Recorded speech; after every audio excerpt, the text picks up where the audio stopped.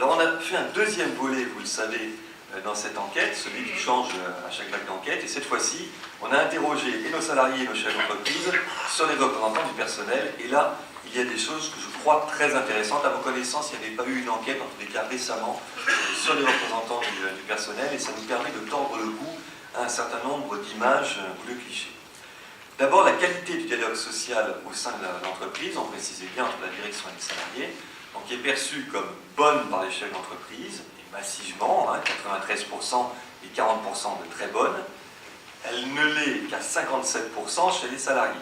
Là, il y a malgré tout, je le redis, quelque chose qui est important en termes de décalage, qui est très corrélé aussi à la taille de l'entreprise. C'est ça qui est le facteur explicatif le plus important. Dans les toutes petites entreprises, on est à 75%, vous le voyez au niveau des salariés, à considérer que le dialogue social est de bonne qualité.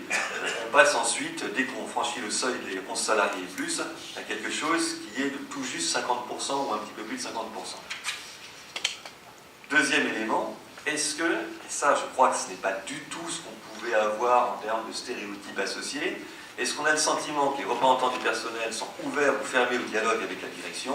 Eh bien les chefs d'entreprise nous disent massivement à 74% qu'ils ont des représentants du personnel qui sont ouverts à un dialogue avec la direction, et c'est également le cas de 71% des salariés.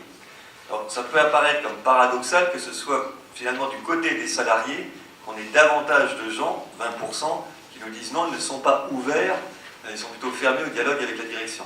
Bon, ça s'explique en réalité par le niveau d'information qu'on a du véritable rôle des représentants du personnel. Les deux questions sont très corrélées, et quand on ne sait pas quelles sont les missions des représentants du personnel, on a plutôt tendance à ce moment-là à les imaginer ou à les percevoir comme étant fermés au dialogue avec la direction.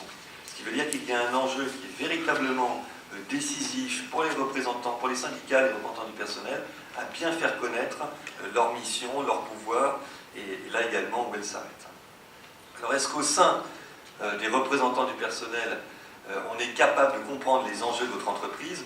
Donc là on l'a posé évidemment dans les entreprises pour lesquelles ça se posait, donc les entreprises où 11 salariés et plus. Eh bien vous le voyez aussi, 60% des chefs d'entreprise nous disent oui, nous avons des représentants du personnel qui comprennent bien les enjeux.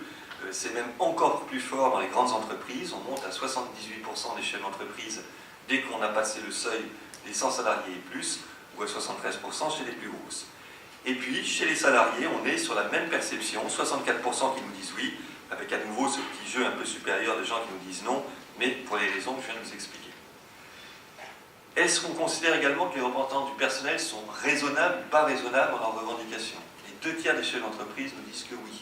Donc nous sommes dans quelque chose qui apparaît comme, en termes de dialogue et de capacité à échanger, comme relativement pacifié, avec des revendications qui ne seraient pas des revendications outrancières de la part, du point de vue en tous les cas des chefs d'entreprise. Et c'est également, et là encore plus, le sentiment des salariés. On a le sentiment que les choses, malgré tout, se passent plutôt bien des deux côtés. Et puis enfin, est-ce qu'ils sont actifs ou pas du tout actifs au sein des salariés? Alors là, il y a quelque chose, je crois, très important pour les syndicats et les représentants du personnel, c'est que les chefs d'entreprise nous disent à 46%, j'ai envie de dire seulement, que ces représentants sont actifs.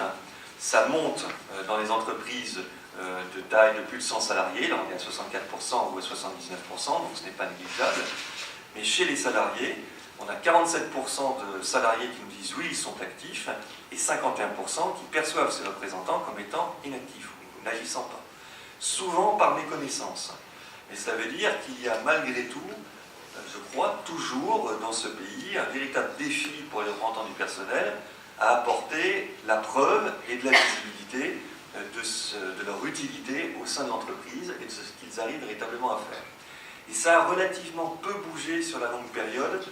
Dans une autre vie, un autre institut, j'avais une série sur l'image des syndicats en général. C'est très stable et on retrouve toujours ce chiffre d'à peu près 50% de Français ou de salariés qui ont une bonne opinion ou pas des syndicats, ou des juges actifs ou pas. Dans tous les cas, il y a un enjeu, je crois, pour les syndicats à apparaître comme plus actifs. Alors c'est corrélé, je vous le disais, très fortement avec le niveau d'information qu'on a des missions et des pouvoirs des représentants du personnel. quand on connaît bien ces missions, eh bien, le chiffre immédiatement monte à 68%. Et là, on se dit oui, ils sont actifs à hauteur de 68%, pour 68% de salariés. Quand au contraire, on connaît mal les missions et les pouvoirs des représentants du personnel en général, eh bien, on a un sentiment massif, 76%, vous le voyez, que ces représentants du personnel ne sont pas actifs. Donc l'enjeu de l'information et de la communication est absolument décisif.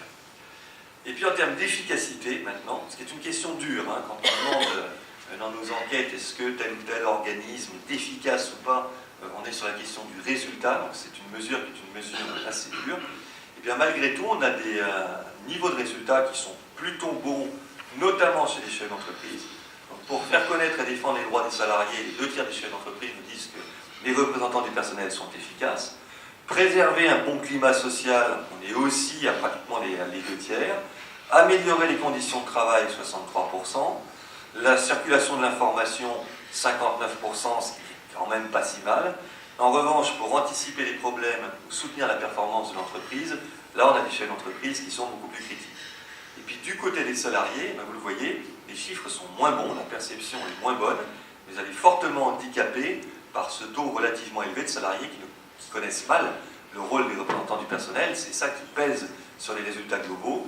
Et du coup, on est plutôt entre 44% pour le plus mauvais résultat et 1 salarié sur 2 pour le meilleur, qui porte un jugement favorable sur l'efficacité de leurs représentants du personnel sur toutes les dimensions qu'on a vues là. Il faut noter également la faiblesse de l'intensité des jugements. Vous voyez que les réponses tout à fait, oui tout à fait, sont faibles, donc c'est quelque chose qui est assez mou et qui du coup peut se déplacer relativement vite dans les mois ou années à venir. Alors est-ce qu'on a, au cours de l'année 2010, est-ce qu'on a eu le sentiment qu'au sein de l'entreprise, les représentants du personnel ont permis de mieux faire comprendre aux salariés les mesures prises par la direction? Finalement, les chefs d'entreprise sont plus nombreux à considérer que oui que les salariés. 58% nous disent oui, ils ont joué de ce point de vue un rôle utile à leurs yeux, 42% seulement des salariés, mais c'est toujours, encore une fois, beaucoup cette question de la connaissance. Est-ce qu'ils ont permis de négocier des solutions de compromis acceptables pour les 2 parties? Un chef d'entreprise sur 2 nous dit que oui, et pratiquement la même proportion de salariés. Donc on semble être dans une sorte de compromis, peut-être pas enthousiasmant, mais raisonnable, et on ne peut pas dire qu'il satisfait forcément tout le monde, mais en tous les cas qui a l'air de fonctionner à peu près. Et puis, est-ce qu'ils ont avant tout cherché à privilégier les intérêts des salariés au détriment des arguments de la direction? Même proportion, un chef d'entreprise sur 2 qui nous dit oui, et un salarié en revanche, des salariés qui sont beaucoup moins nombreux à le dire, donc manifestement là, qui trouvent probablement qu'il y a eu une faiblesse dans la défense des intérêts des salariés par rapport aux arguments de la direction. Alors, pour finir, juste encore 1 ou 2 résultats. Est-ce que la réforme des retraites, on a quand même posé cette question, on était dans une période post-mobilisation sur des retraites, est-ce qu'elle a fait l'objet d'actions particulières de la part des représentants du personnel au sein de l'entreprise? Les chefs d'entreprise nous disent oui à 9%, les salariés oui pour 1 tiers d'entre eux. Ça peut prendre beaucoup de formes, évidemment. On ne sait pas très bien ce que les gens ont mis derrière. Ça peut aller de conversation, au tract, à des formes de ce type. Ça ne semble malgré tout pas être massif. Donc on a le sentiment, à l'issue de cette période, que ça s'est beaucoup passé dans les mobilisations visibles et dans la rue, et relativement peu au sein des entreprises, comme s'il y avait eu une séparation en fait, du débat entre un espace public et l'espace de l'entreprise. Alors, est-ce que, quand il n'y a pas d'institution représentative, on a aussi posé cette question pour les chefs d'entreprise et les salariés d'entreprise de moins de 11 salariés. Il y avait eu un débat, vous le savez évidemment, vif, et qui a été tranché par le législateur. Mais du coup, on a posé quand même la question, est-ce qu'en l'absence d'institution représentative du personnel au sein de l'entreprise, comment le dialogue social s'organise-t-il? Bon, chaque salarié fait part individuellement de ses réclamations et suggestions, c'est ça la réponse massive qui prime sur toutes les autres. Et est-ce qu'on serait favorable ou pas à la création d'institutions représentatives du personnel dans ces entreprises de moins de 11 salariés? Les chefs d'entreprise concernés nous disent, ce n'est pas une surprise, massivement non, à 75%.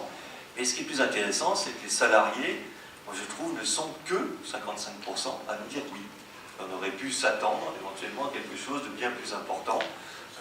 C'est rejeté par les chefs d'entreprise et ce n'est pas, aujourd'hui en tout cas, massivement appelé par les salariés, je crois que ça renvoie à la faiblesse de l'image des représentants du personnel en termes d'utilité perçue ou d'efficacité perçue.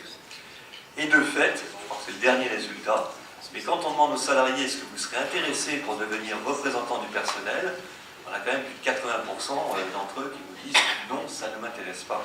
Et ce qui nuit le plus aux représentants du personnel, c'est cette forme d'indifférence qu'on peut avoir à leur égard, beaucoup plus, et c'est finalement ça qu'on ressort de cette étude, beaucoup plus qu'une image qui serait une mauvaise image, ce n'est pas du tout ça. Les représentants du personnel ont plutôt une bonne image, et notamment chez les chefs d'entreprise, encore plus que chez les salariés, mais c'est la question de leur efficacité, je crois, qui est posée et reposée à travers cette enquête. Voilà, merci, pardon d'avoir été un peu long, mais il y a eu beaucoup de résultats. On pourra évidemment répondre à toutes vos questions.